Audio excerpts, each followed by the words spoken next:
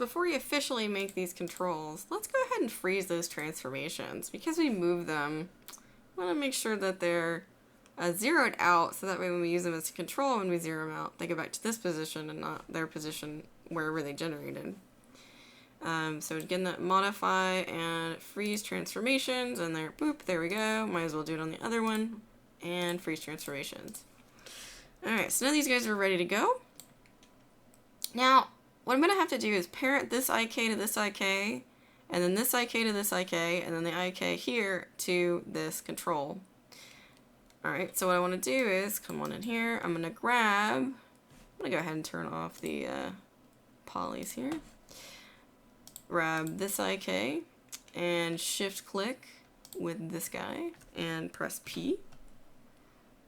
And grab this guy and shift click this guy and press P. So again, I'm parenting.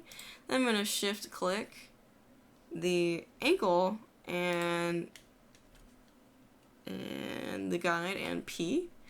And the next thing I need to do is I need to shift the point of rotation here back to this ankle. So that way when I move it, it's not moving from this point. We don't have to move back here from the ankle.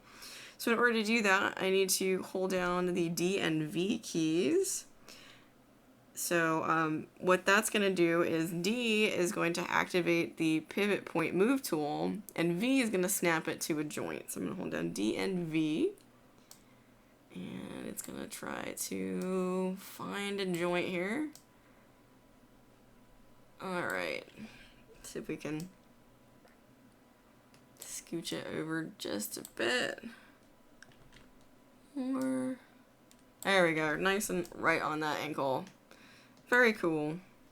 Alright, so now we've got this lovely control, external control. And it's useful because, you know, when you do have stuff on, so I'll turn my polys back on. Now when I grab this, I can happily move it around, and look at that. Beautiful. I'm not doing anything. I'm just moving that control, and it moves all that stuff with it.